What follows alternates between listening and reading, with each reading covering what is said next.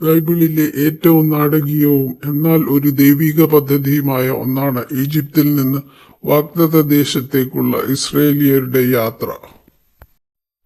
11 ദിവസങ്ങൾ കൊണ്ട് പൂർത്തീകരിക്കേണ്ട യാത്ര 40 വർഷത്തെ അലഞ്ഞുതിരിയലായി മാറി. ഇത് വെറുമൊരു കഥയല്ല, അത്ഭുതങ്ങളുടെയും നിഗൂഢതകളുടെയും ദൈവിക ഇടപെടലിന്റെയും ഒരു യാത്രയാണ്. പഴയ നിയമത്തിലെ പുറപ്പാട് പുസ്തകത്തിൽ പ്രതിപാദിച്ചിരിക്കുന്ന ഈ യാത്രയെക്കുറിച്ചുള്ള രസകരവും അത്ര അറിയപ്പെടാത്തതും ചിന്തോദീപവുമായ വസ്തുതകളുടെ ഒരു പട്ടിക ഇതാ. 1. ഈജിപ്തിൽ നിന്ന് വാഗ്ദത്ത ദേശത്തേക്കുള്ള യാത്രയ്ക്ക് വെറും 11 ദിവസമേ വേണ്ടിയിരുന്നുള്ളൂ. എന്നാൽ അനുസരണക്കേടും ഭയവും കാരണം അത് 40 വർഷത്തേക്ക് നീണ്ടു. 2. ചെങ്കടൽ പിളർന്നപ്പോൾ ഇസ്രയേലിയർക്ക് ചെളിയിലൂടെ നടക്കേണ്ടി വന്നില്ല.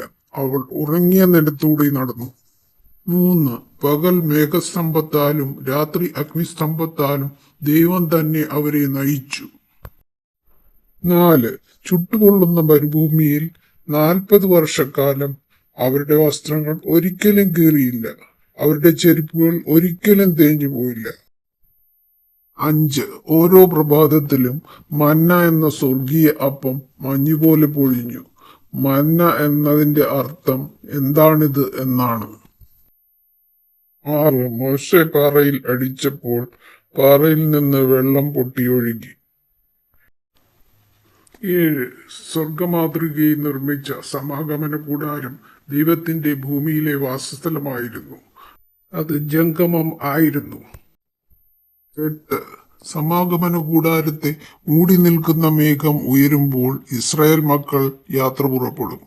മേഘം ഉയരാതിരുന്നാൽ അത് ഉയരുന്നതുവരെ കാത്തിരിക്കും. 9. ദൈവം സീനായി പർവ്വതത്തിൽ ഇറങ്ങി വന്നപ്പോൾ പർവ്വതം കുലുങ്ങി, ഇടിമുഴക്കം മുഴങ്ങി, അഗ്നി കൊടിമുടിയെ മൂടി.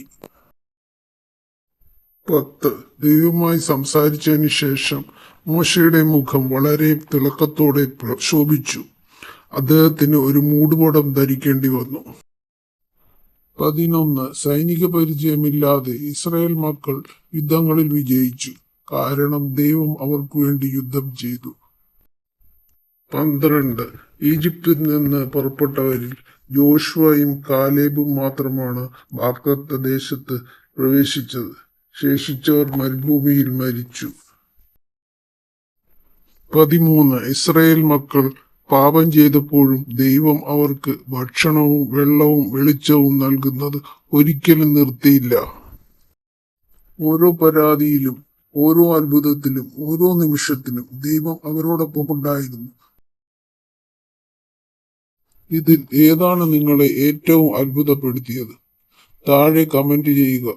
കൂടുതൽ ബൈബിൾ അത്ഭുതങ്ങളിലേക്ക് ലൈക്ക് ചെയ്യാനും സബ്സ്ക്രൈബ് ചെയ്യാനും മറക്കല്ലേ.